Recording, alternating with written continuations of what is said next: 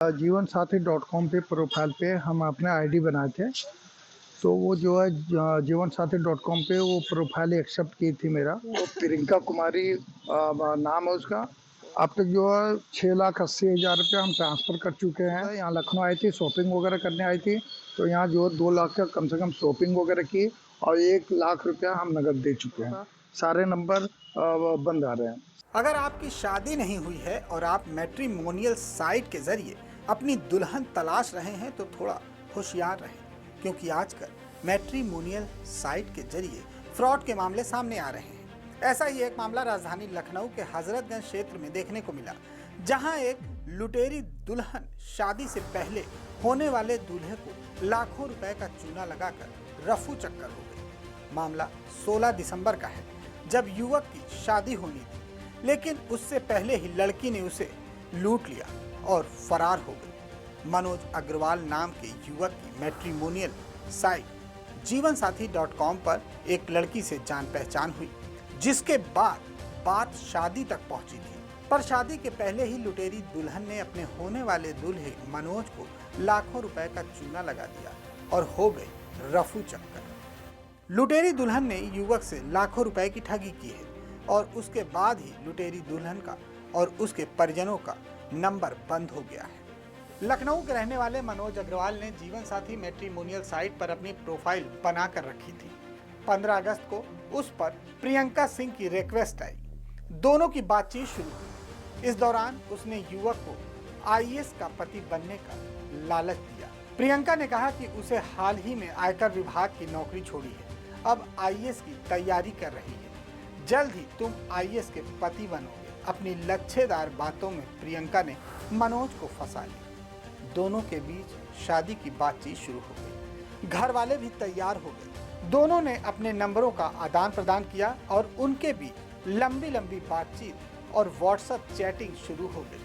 WhatsApp chatting के दौरान प्रियंका ने साथ जीने मरने की कस्में खाई। प्रियंका ने बताया कि वो मूल रूप से नदवा बिहार की रहने वाली है। उसके माता पिता की मृत्यु हो चुकी है। नदवा में उसकी करोड़ों की जमीन है, जिसकी वो अकेली वारिस है। इसके बाद प्रियंका ने अपनी मौसी से मनोज की मुलाकात कराई।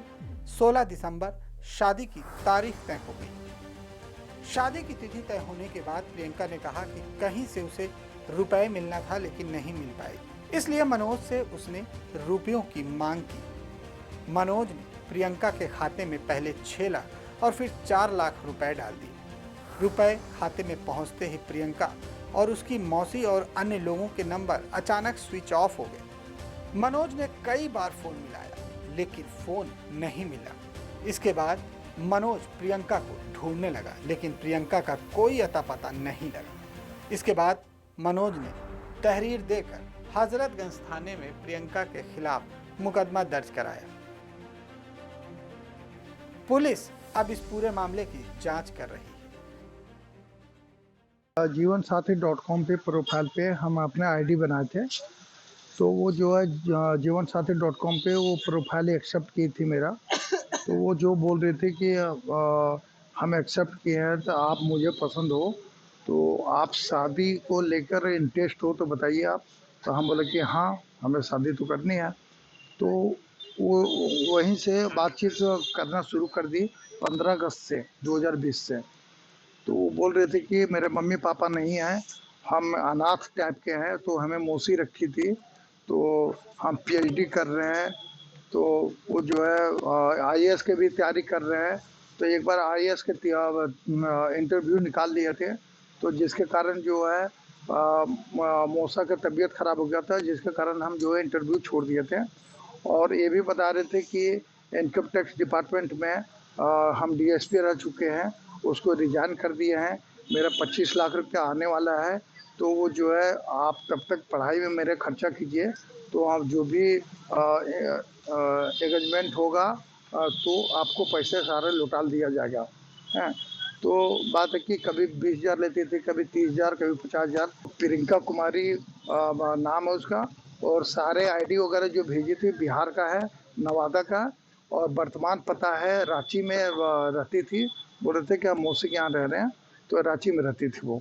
अब तक जो है 6,80,000 रुपया हम ट्रांसफ़र कर चुके हैं और यहाँ ट्रांसफ़र कर चुका है। यहाँ लखनऊ आई थी, शॉपिंग वगैरह करने आई थी, तो यहाँ जो 2 लाख का कम से कम शॉपिंग वगैरह की और 1 लाख रुपया हम नकद दे चुके हैं।